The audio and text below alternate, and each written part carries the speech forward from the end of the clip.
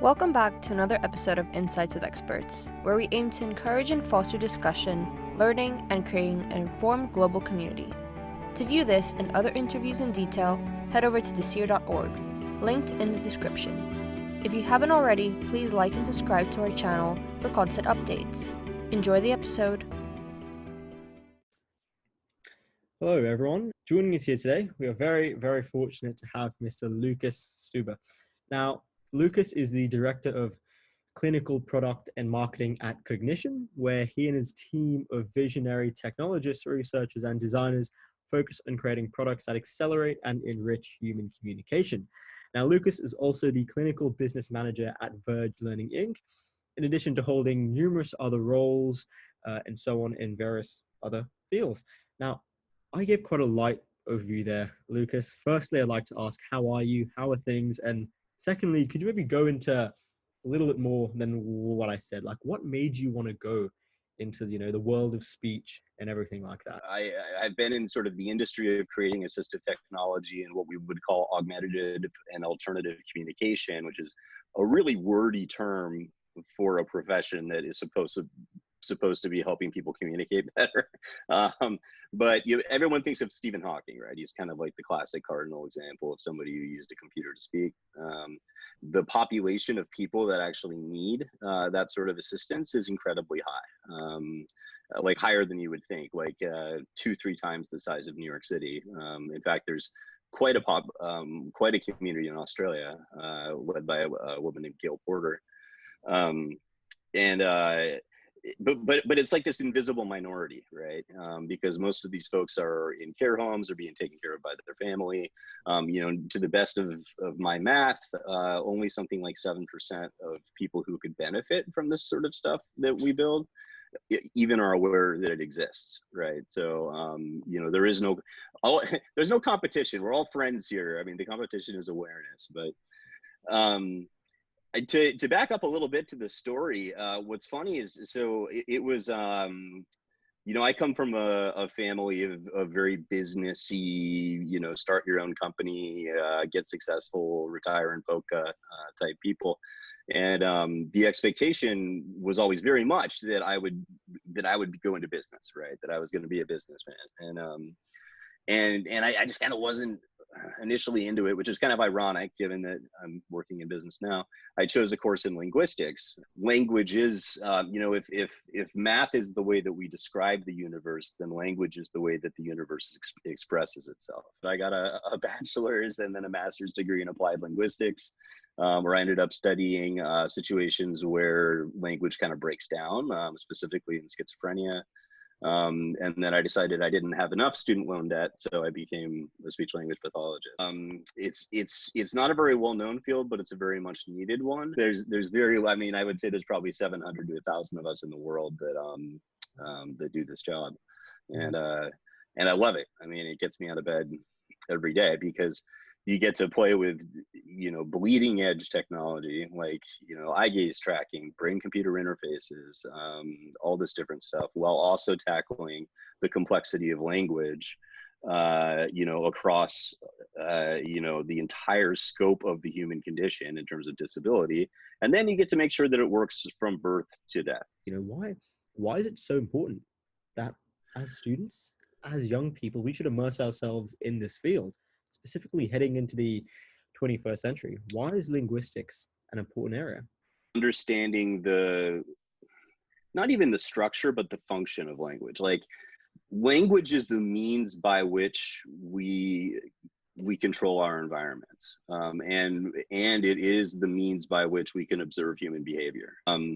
I think that language in and of itself, not necessarily foreign languages or picking other languages, I just think the idea of the analysis of language is very interesting. And then I think it's particularly interesting when you think about ways to afford access to language to people that maybe have never had it before. I think that we take language for granted because it's, as Chomsky said, the one thing that separates humans from other animals, although I disagree. And especially when it comes to augmentative and alternative communication, all of us are AAC users. What are the main inhibitors that you guys currently face right now, what are the main things do you think are stopping us right Oh now my from gosh. enabling this access to everyone? Number one is awareness. Number two, I would say the biggest actually, what we found to be the biggest predictor of adoption, meaning the opposite of abandonment, right? If somebody gets a device and they stop using it, that's usually because their circle of support, like their parents and their caregivers, haven't been trained. It's a young industry, right? I mean, this really, if you exclude sign language, it's really sort of started in the 70s. And so we're still learning a lot.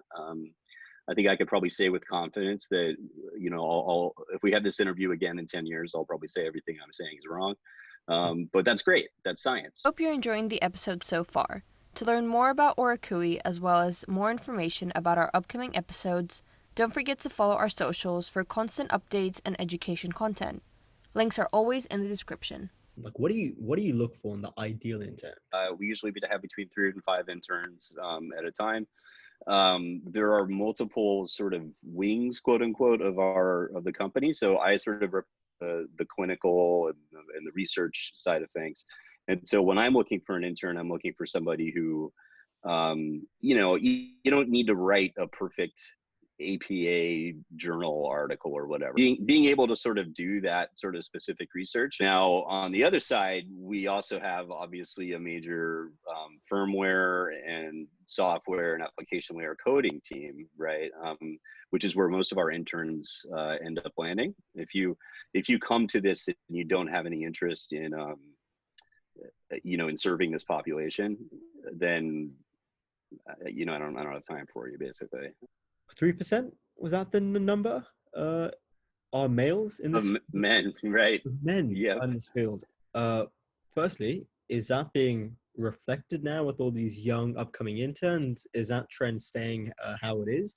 And, you know, if it is, how do you think we can, you know, see a future where we encourage more men into this field and so on? Yeah, it's a great question. And I mean, it's something similar when you look at, you know, preschool teachers or English teachers. I mean, it is seen as a soft science or a humanity. And it's really not. I mean, I can assure you, you went through, you know, I had 7 years of school and a residency to get to this point, plus all the hard tech stuff. I think that where you find the biggest skew in gender is in the more traditional realms of speech pathology. But when you go to the assistive technology conventions, it almost flips. You know, and then another piece is there's awards that are given every year called fellowships to like the most influential speech pathologists. And that's like 65% men still. So it's a bizarre disparity, and it could partially be that the people that get those awards and the people that end up working in development are often the people that spend more time in academia, right? And you know, I don't know how to say this without overgeneralizing, but you know, most of the female speech pathologists I know work in the schools, right? Which is just not going to be as visible.